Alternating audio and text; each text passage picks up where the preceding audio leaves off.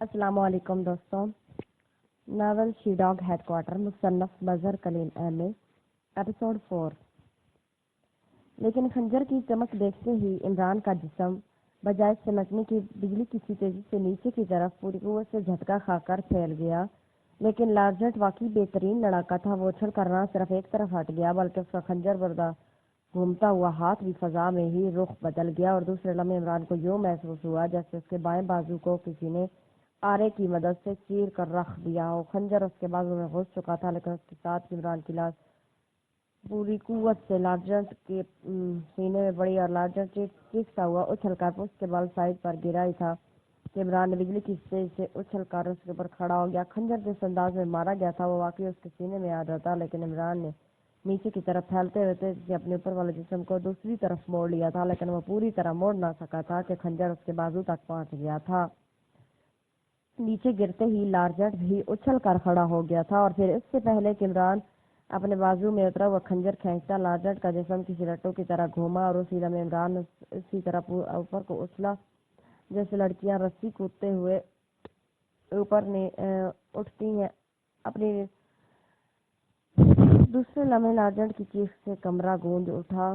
اس کا جسم تیزی سے رول ہوتا چلا گیا. عمران نے اوپر اچھل کر اس کی نہ صرف گھومتی ہوئی لات کی ضرب سے اپنے آپ کو بچایا تھا بلکہ اچھل کر اس نے گھومتے ہوئے لارجنٹ کے پہلو پر دائیں بازو سے ضرب لگا دی تھی اور یہ ضرب کا نتیجہ تھا کہ لارجنٹ چیختا ہوا نہ صرف نیچے گرا تھا بلکہ چونکہ وہ گھوم رہا تھا اس لیے اس کا جسم نیچے گرتے ہی رول ہوتا ہوا کافی دور تک چلا گیا اور عمران کا جسم ضرب لگانے کے بعد جیسے ہی اپنے قدموں میں رکا وہ بجلی کی تیزی سے دوڑتا ہوا آگے بڑھا. پھر اس سے پہلے کہ لارجنٹ روک کر اٹھتا عمران نے پوری قوت سے اس کے سینے پر ایک زوردار ضرب لگائی اور اس بار لارجنٹ کے حلق سے انتہائی کربناک چیخ نکلی اور لارجنٹ کا جسم ضرب کھانے کے بعد ایک بار اچھلا ضرور تھا لیکن پھر نیچے گر کر ساکت ہو گیا تھا.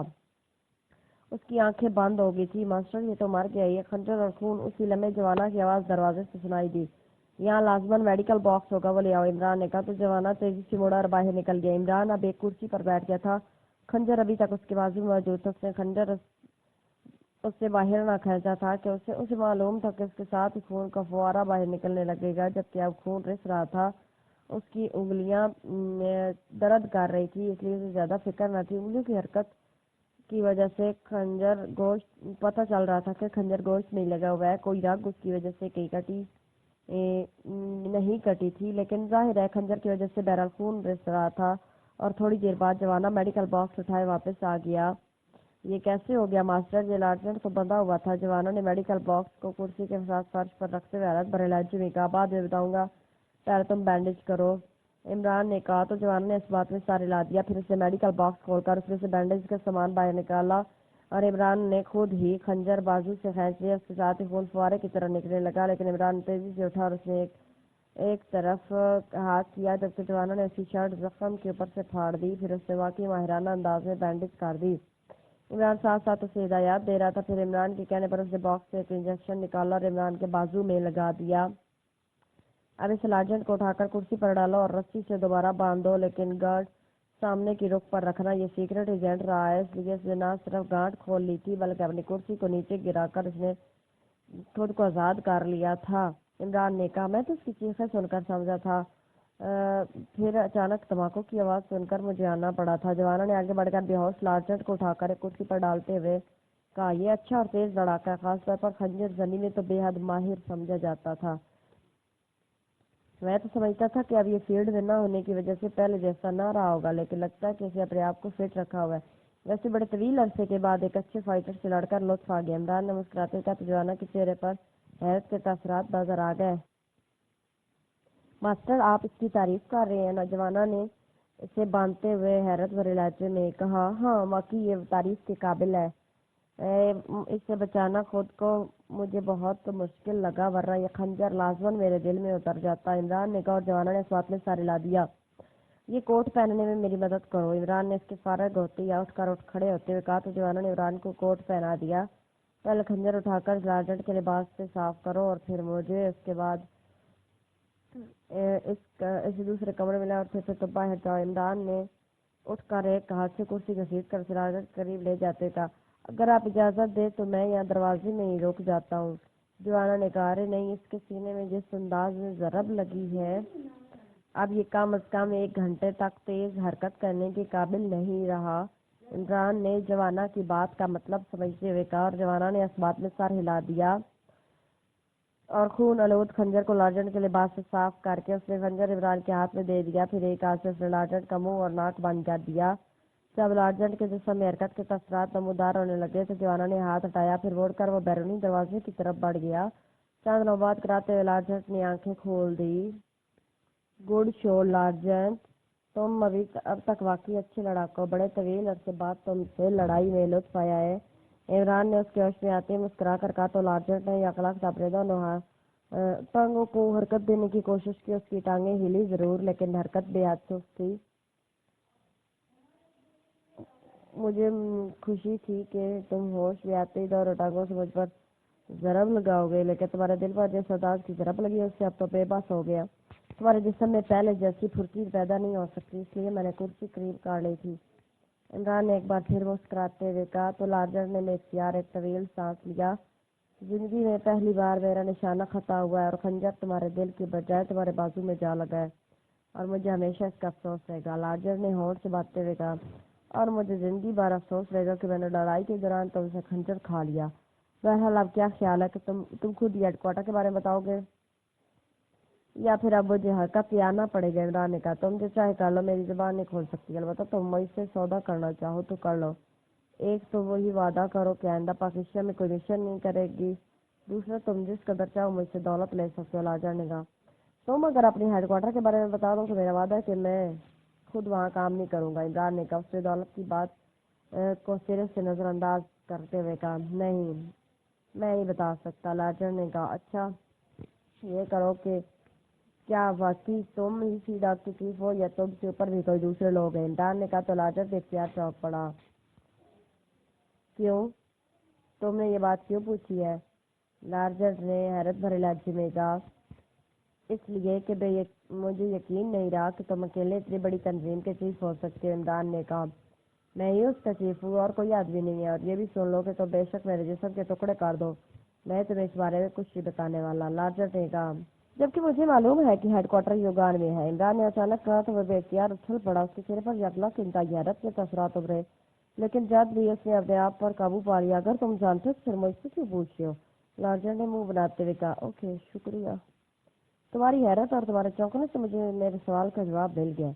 वैसे भी तुम जैसे आदमी पर तशद्दुद करके मुझे अफसोस होता। पाकिस्तान सीक्रेट सर्विस युगान पहुंच चुकी है। वो खुद ही वहाँ हेडक्वार्टर भी ट्रेस डालेगी और उसे तबाह भी कर देगी। मैं सिर्फ कंफर्म करना था। इमरान ने कहा और उसके साथ ही कुर्सी से उठकर खड़ा हो गया। तुम्हें किसने बताया कि हेडक्वार्टर युगान में है? लार्जर ने होंठ चबाते हुए पूछा। इतलात मिल ही जाती है। इमरान ने मुस्कुराते हुए कहा, ठीक है, अब जब तुम्हें मालूम ही है कि तो मैं क्या कर सकता हूँ? लार्जर ने बड़े बेबस से लहजे में कहा। तो इमरान भी इख्तियार चौंक पड़ा। ओह, तुम्हारा अंदाज बता रहा है कि ऐसा नहीं है। ओह, फिर तो तुम्हें बताना ही होगा। और सुनो, मुझे मालूम है कि तुम इंतहाई तरबियत याफ्ता आदमी हो, इसलिए लामहला तुमने अपने आप को मुर्दा कर लेने के लिए कारतूमा के मशीनरी रखी होगी। लेकिन ये बता दो कि तुम जिस दौर में सीक्रेट एजेंट थे, उस दौर में कारतूमा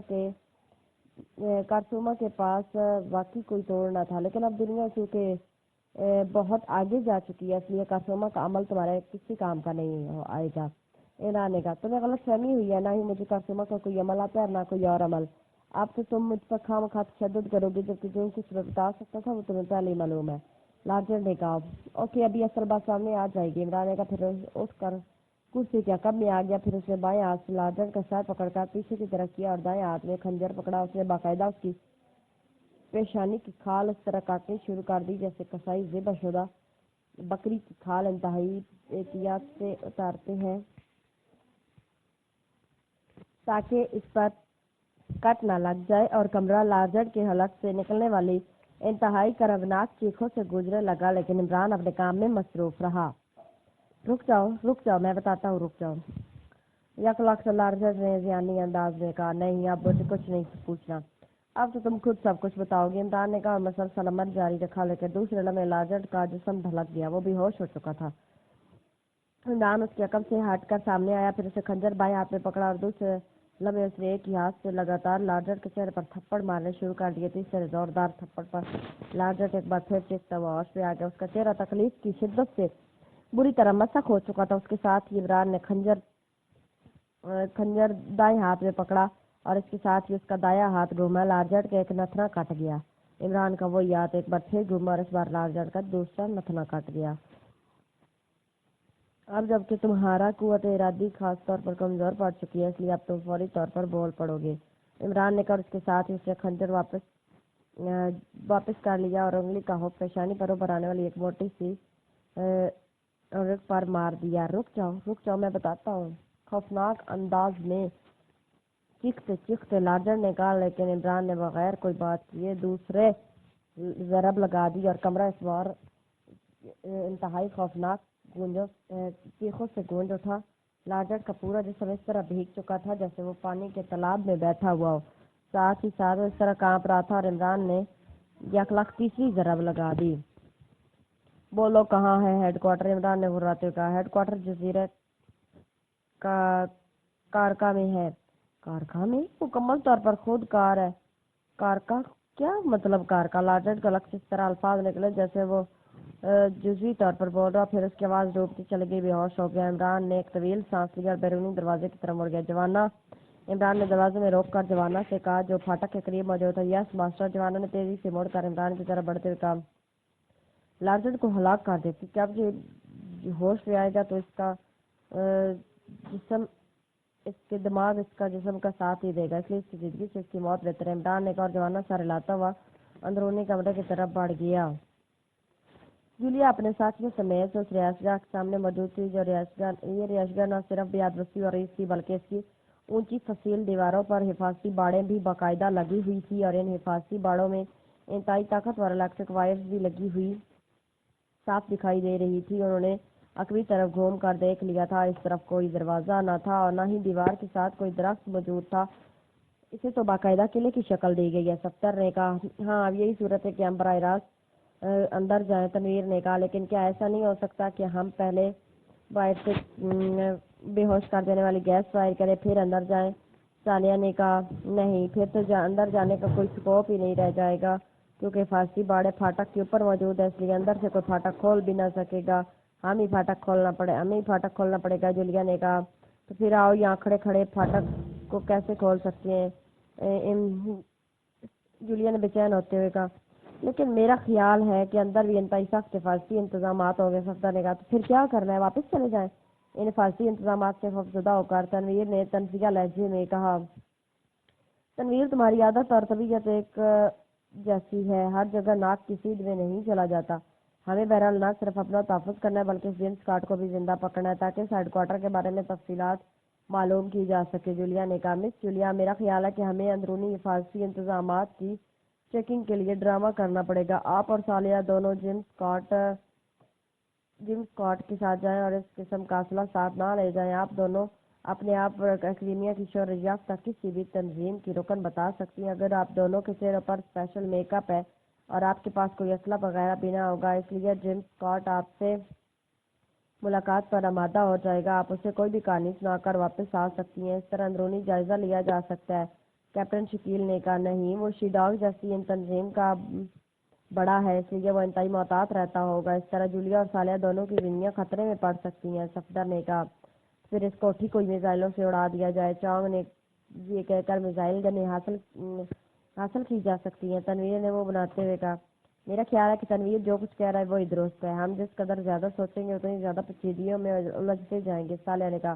تمہارا کیا خیال ہے کہ ہم کال بیل بجائے اور پھاٹک کھلتے ہی زبردستی اندر داخل ہو جائے، پھر وہاں جو بھی نظر آئے اسے اڑا دے؟ کیا اس طرح مس جیمز اسکاٹ تک پہنچ جائیں گے؟ جولیا نے کہا. ہاں پہنچ جائیں گے. اب یہ سارا کام مجھ پر چھوڑ دے، پھر دیکھیں کس طرح کام ہوتا ہے. تنویر نے چہک کر کہا. اوکے ٹھیک ہے، پھر چلو آج تمہاری بات مان لیتے ہیں. جولیا نے ایک طویل سانس لیتے ہوئے کہا. تو تنویر کا چہرہ بے اختیار کھل اٹھا. میں اس مشن کو لیڈ کروں گا، پھر دیکھیں کس طرح کام ہوتا ہے. تنویر نے مسکراہٹ بھرے لہجے میں کہا. تنویر، اس طرح یہ مسئلہ حل نہیں ہوگا جس طرح تم کہہ رہے ہو. اس طرح ہم پھنس جائیں گے. صفدر نے تنویر کو سمجھاتے ہوئے کہا. حیرت ہے پاکستان سیکرٹ سروس جس کی دھوم پوری دنیا میں ہے وہ اس جیسے آدمی کے انتظار میں باہر کھڑی ہے. تم یہی رکو، میں اکیلا جاتا ہوں. تنویر نے انتہائی غصیلے لہجے میں کہا، اس کے ساتھ ہی تیز سے سڑک کراس کر کے کوٹھی کے گیٹ کی طرف بڑھتا چلا گیا۔ آؤ ورنہ یہ اکیلا مارا جائے گا، جولیا نے غصیلے لہجے میں کہا۔ ان سب نے اس بات میں سارے لا دیا، پھر اس کے پیچھے چلتے ہوئے کوٹھی کے گیٹ کی طرف بڑھنے لگے۔ تنویر نے کار بیل کا بٹن پریس کر دیا۔ کون ہے؟ ڈور کھول سے ایک سخت سی مردانہ آواز سنائی دی۔ میں پولیس چیف ہوں۔ تنویر نے انتہائی سخت اور تحقیرانہ لہجے میں کہا، پولیس چیف؟ کیا مطلب؟ اندر سے انتہائی حیرت بھرے لہجے میں کہا گیا۔ یہاں پھاٹک پر آؤ، پھر تمہیں مطلب سمجھاؤں گا۔ تنویر نے غصے سے دھاڑتے ہوئے لہجے میں کہا تو ہلکی سی کٹک کی آواز سنائی دی، رابطہ ختم ہو گیا۔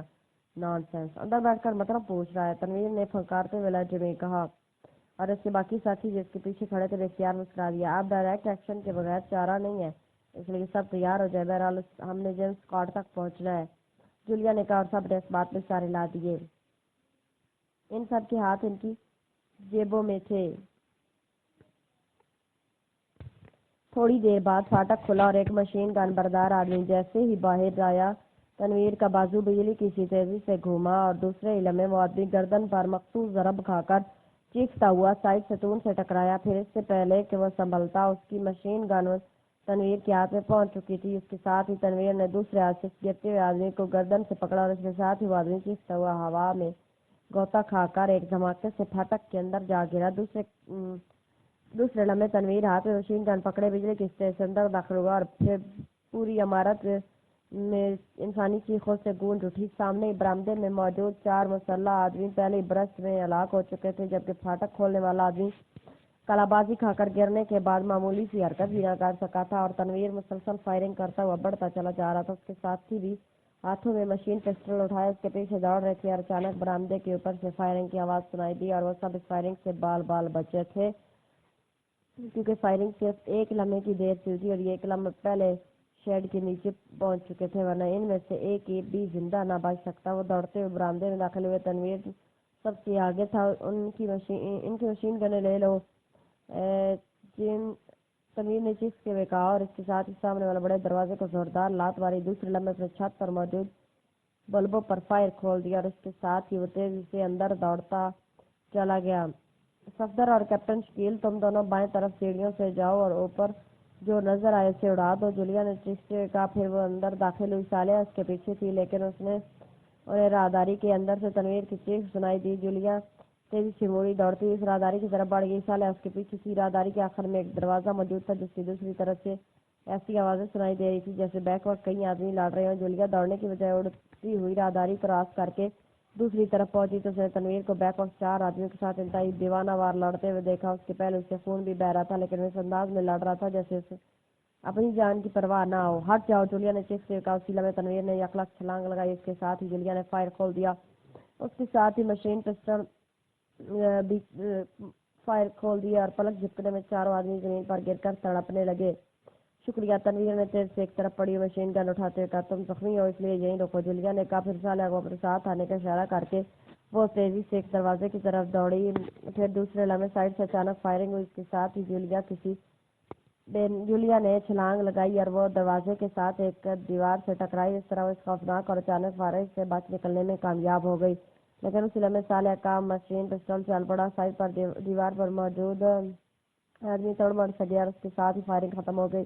جولیا جیسے کمرے میں جا کر گری، اچانک اس کے سر پر کسی نے وار کیا۔ جولیا کو یوں محسوس ہوا جیسے اس کی کھوپڑی کئی حصوں میں تقسیم ہو کر فرش پر بکھر گئی ہو، لیکن دوسرے لمحے اس کا جسم کسی سپرنگ کی طرح اچھلا۔ اس کے ساتھ ہی اس کے سر پر ڈنڈے سے وار کرنے والا آدمی چیختا ہوا سائڈ کی دیوار سے جا گرا، لیکن جولیا کو صرف اس کی چیخ اور دیوار ٹکرانے کا احساس ہوا۔ اس کے بعد اس کے ذہن پر سیاہ پرچیز پھیلتی چلی گئی۔ وہ آدمی دیوار سے ٹکرا کر تیزی سے اٹھا ہی تھا کہ سالیہ کمرے میں داخل ہوئی اور اس کے ساتھ ہی اس کا مشین پسٹل ایک بار پھر چل پڑا اور اڑتا ہوا آدمی نیچے گر کر تڑپنے لگا اور سالیہ تیزی سے جولیا کی طرف پلٹی۔ کیا ہوا؟ جولیا کو اسی لمحے سالیہ کو دیکھتی تنویر کی آواز سنائی دی، اسے سنبھالو، یہ شاید دیر ہو گئی ہے، سالیہ نے کہا اور تیزی سے کمرے کے دوسرے دروازے کی طرف دوڑتی چلی گئی، کیونکہ اس نے وہاں ایک آدمی کا سایہ دیکھا تھا، لیکن جیسے اس دروازے میں آ کر اس کراس کر کے دوسری طرف پہنچی، اس پر اچانک ایک کمرے سے فائرنگ ہوئی، لیکن سالیہ نے مشین گن کی نالی کو پہلے ہی دیکھ لیا تھا، اس لیے وہ بجلی کی تیز سے سائڈ میں اچھلی۔ اس کے ساتھ ہی سے مشین پسٹل کا ٹریگر دبا دیا، لیکن دوسرے میں سے ٹرس کی آوازیں نکلی اور اس کے ساتھ ہی اندر کمرے میں موجود آدمی بجلی کی تیز سے اچھل کر باہر آ گیا۔ وہ شاید ٹرس کی آواز سن سکا تھا، لیکن جیسے وہ باہر آیا साले ने उस पर छलांग लगा दी। उसके हाथ में बगैर मैगजीन के मशीन पिस्टल मौजूद था। उसने हमला करते उसकी नाल पूरी कुव्वत से इस आदमी के सीने पर इस तरह मारी जैसे कोई नेजा मारता है, और वो आदमी चीखता हुआ नीचे गिरा और मशीन गन उसके हाथ से निकल कर दूर जा गिरी। सालिया भी इसके ऊपर गिरी थी, लेकिन वो नीचे गिरती बिजली की तेज से उछलकर खड़ी हुई और उसने मशीन गन झुकने के लिए जरब लगाई, लेकिन फिर वो रफ्तारी से उसकी टांग पकड़कर खींची और सालिया मुंह के बल नीचे गिरी। लेकिन मशीन गन की नाल उसके हाथ काट चुकी थी। जैसे उसका जिस्म नीचे गिरा, उसका ऊपर वाला जिस्म उस तरह घूमा जैसे वो रबड़ की बनी हुई हो। इसके साथ ही मशीन गन का दस्ता किसी लाठी की तरह सादी के सर पर पड़ा और उसके मुंह से चीख निकली और उसका हाथ सालिया की टांग से हट गया और फिर बिजली की इसी तेजी से उठी। जरब लगाते हुए मशीन गन उसके हाथ से निकल गई थी। उसने तेजी से उछलकर मशीन गन झपटी, लेकिन उसी लम्हे दरवाजा खुला और सफदर और कैप्टन शकील तेजी से अंदर दाखिल हुए, जबकि वो आदमी अब बेहिस्सो हरकत पड़ा हुआ था। उसी लम्हे सालिया रुक गई, अलबत्ता उसका चेहरा पके हुए टमाटर की तरह सुर्ख हो रहा था। इसे मत मारो, एक को लाजमन जिंदा रहने दो, कैप्टन शकील ने चीखते हुए कहा, और सालिया ने मुंह से जवाब देने की बजाय इस बात में सर हिला दिया। जबकि सफदर अंदर दाखिल होती तेज से दौड़ता हुआ उस कमरे में पहुंच गया। कमरा खाली है। चंद लम्हों बाद सफदर ने बाहर आते ही कहा। उसी लम्हे जुलिया लड़खड़ाती हुई अंदर दाखिल हुई तो उसके पीछे तनवीर था। जुलिया की पसलियों पर तनवीर ने अपनी शर्ट फाड़कर बैंडेज कर दी थी। क्या हुआ? सफदर ने अंदर दाखिल होते कहा। सब खत्म हो गए, अलबत्ता ये आदमी बेहोश है। अब पता नहीं ये कौन है, सफदर ने जवाब दिया। ऊपर क्या हुआ था? सालिया ने पूछा। ऊपर आदमी कोई नहीं था, खुद कारगने न सब्जियों ने हमने न करा कर दिया, सफदर ने जवाब दिया। इस कमरे की क्या पोजीशन है? जूलिया ने पूछा। ऑफिस के अंदाज में सजा हुआ है, सफदर ने जवाब दिया। फिर ये सबसे महफूज कमरा है, आखिर में है, इसलिए लामहला ये आदमी जो इस कमरे में मौजूद था ये बस काट होगा। सफदर और कैप्टन शकील, तुम इस कमरे की तलाशी लो। तनवीर, तुम बाकी सारी इमारत में घूम जाओ, जो मशीनरी बाकी रह गया उसे भी तबाह कर दो और चेक करो कि कहीं इस इमारत के नीचे कोई तहखाना तो नहीं है। सालिया, तुम गन लेकर बाहर जाओ और अगर फायरिंग की आवाज़ सुनकर पुलिस आए तो उसे कवर करो। फिर बाहर का ख्याल रखो, हो सकता है अचानक कोई आदमी आ जाए। जुलिया ने बाकायदा हिदायत देते हुए कहा। सब उसकी हिदायत के मुताबिक तेजी से अपने अपने कामों में मसरूफ हो गए, जबकि जुलिया वहीं खड़ी कुर्सी पर बैठ गई। थोड़ी देर बाद कैप्टन शकील और सफदर एक फाइल उठाए बाहर आ गए। ये फाइल सेक्शन हेडक्वार्टर के सिलसिले में ये खुफिया सेफ में मौजूद थी। सफदर ने कहा। Section headquarter? जुलिया ने चौंक कर पूछा। इसमें सेक्शन हेडक्वार्टर लिखा हुआ है, लेकिन इसमें महल वकू मौजूद नहीं है, सफदर ने जवाब दिया। महल वकू ये खुद बता देगा, जुलिया ने कहा। और उसी लम्हे तनवीर वापस आ गया। यहाँ और कोई नहीं है और ना ही कोई तहखाना नजर आया है। मेरा ख्याल है कि हमें इसे यहाँ से निकल जाना चाहिए, क्योंकि किसी भी लम्हे पुलिस वहाँ आ सकती है और फिर जवाबदेही मुश्किल हो जाएगी। तनवीर ने कहा। साहब ने समाज में सारे ला दिए। फिर तकरीबन 1 घंटे बाद वो सब इस बेहोश आदमी के साथ वहां से अपनी रिहायशगाह पर पहुंच चुके थे। इस बेहोश आदमी को कुर्सी पर बिठाकर रस्सी से बांध दिया गया, जबकि सालिया ने जुलिया को अलग कमरे में चलने के लिए कहा ताकि मेडिकल बॉक्स की मदद से उसके जख्म की बैंडेज काट सके, क्योंकि जुलिया की हालत लम्हा ब लम्हा बिगड़ती जा रही थी। गो जुलिया अपनी कुव्वत इरादी की बिना पर जिंदा थी, लेकिन उसका चेहरा बता रहा था कि उसकी हालत खराब हो रही है। मिस सालिया, मेरे ख्याल में मिस जुलिया के जख्म का बाकायदा ऑपरेशन करना पड़ेगा। गोली अंदर मौजूद है, इसलिए मिस जूलिया की हालत बिगड़ती चली जा रही है, और अगर गोली निकाली गई तो जहर फैल जाएगा। कैप्टन शकील ने कहा। ऑपरेशन? लेकिन सालिया ने इंतहाई परेशान होते कहा। घबराने की जरूरत नहीं है, मैं ऑपरेशन कर लूंगा, अलबत्ता तुमने मेरी मदद करनी है, कैप्टन शकील ने कहा। हाँ, कैप्टन शकील को खास तौर पर इमरान ने ट्रेनिंग दे रखी है, जूलिया ने स्वाद सर लाते हुए कहा। आइए, मैं आपको सहारा देकर ले चलता हूँ, शकील ने कहा। फिर सालिया और कैप्टन शकील उसे सहारा देकर अलहदा कमरे में ले गए और सफदर ने इस बेहोश आदमी को रस्सी की मदद से कुर्सी पर बांध दिया। जूलिया ठीक हो जाएगी ना? इसकी हालत खराब है, मेरा ख्याल है इसे किसी अस्पताल ले चले, तनवीर ने अचानक कहा। तो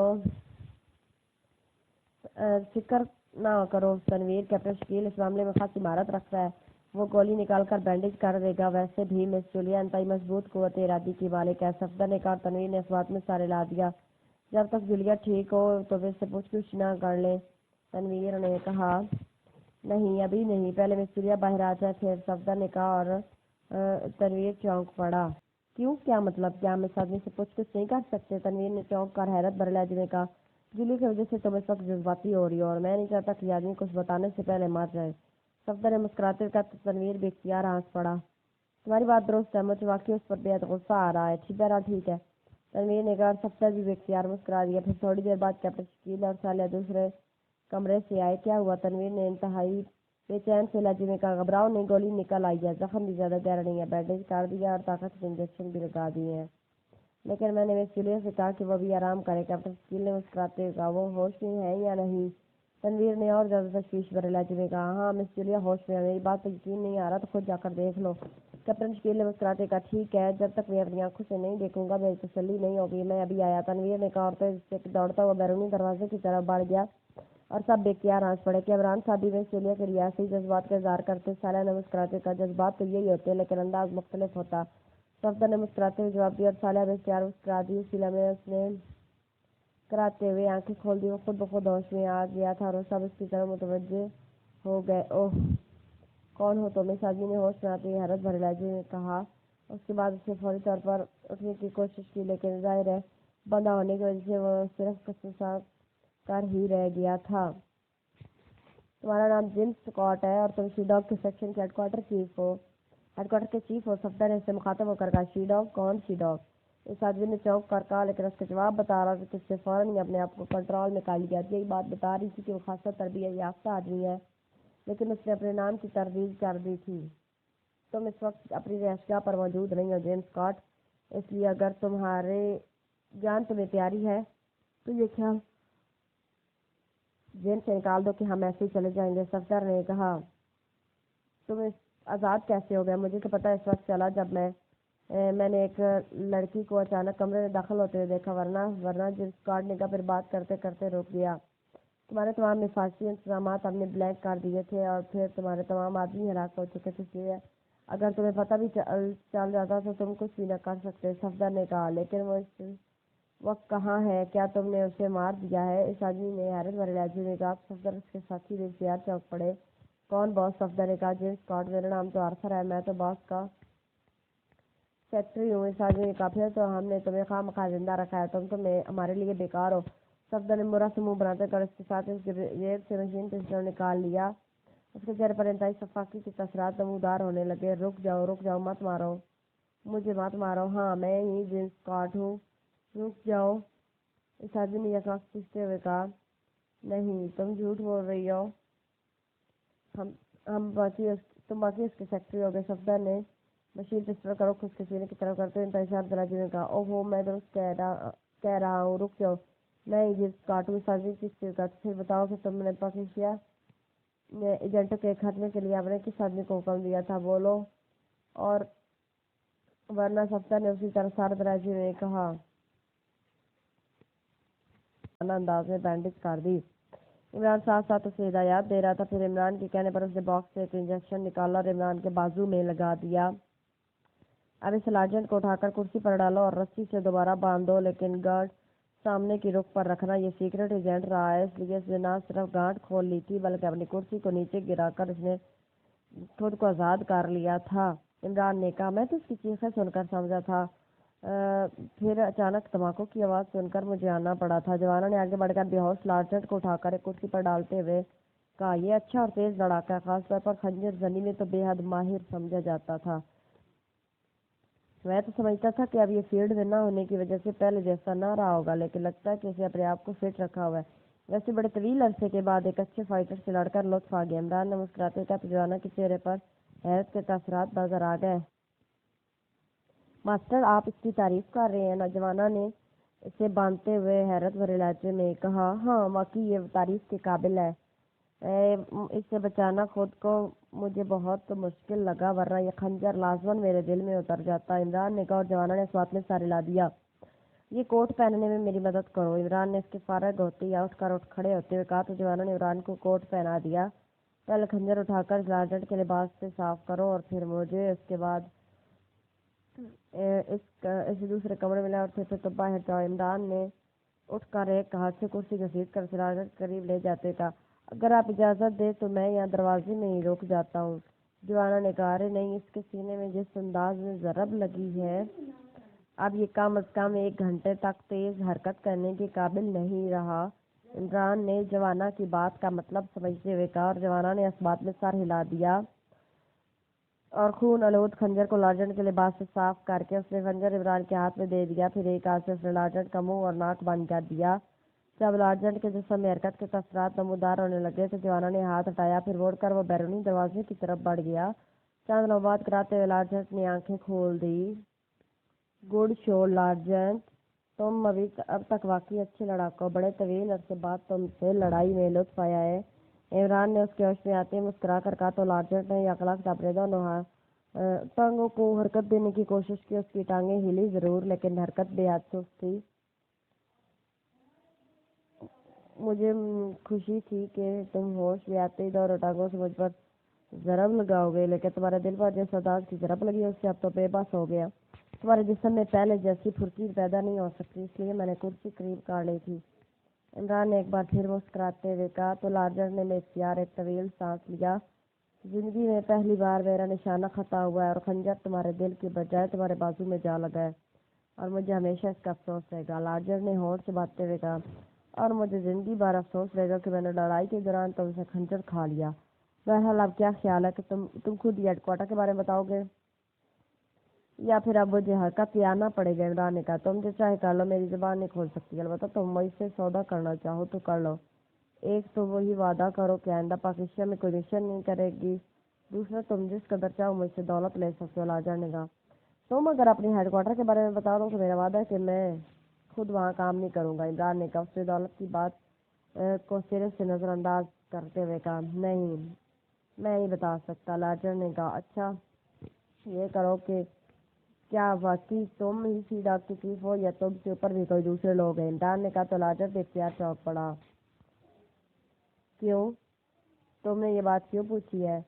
लार्जेंट ने हैरत भरे लहजे में कहा, इसलिए कि मुझे यकीन नहीं रहा कि तुम अकेले इतनी बड़ी तंजीम के चीफ हो सकते हो। इमरान ने कहा, मैं ही उसका चीफ हूँ और कोई आदमी नहीं है। और ये भी सुन लो कि तुम बेशक मेरे जिस्म के टुकड़े कर दो, मैं तुम्हें इस बारे में कुछ नहीं बताने वाला। लार्जेंट ने कहा,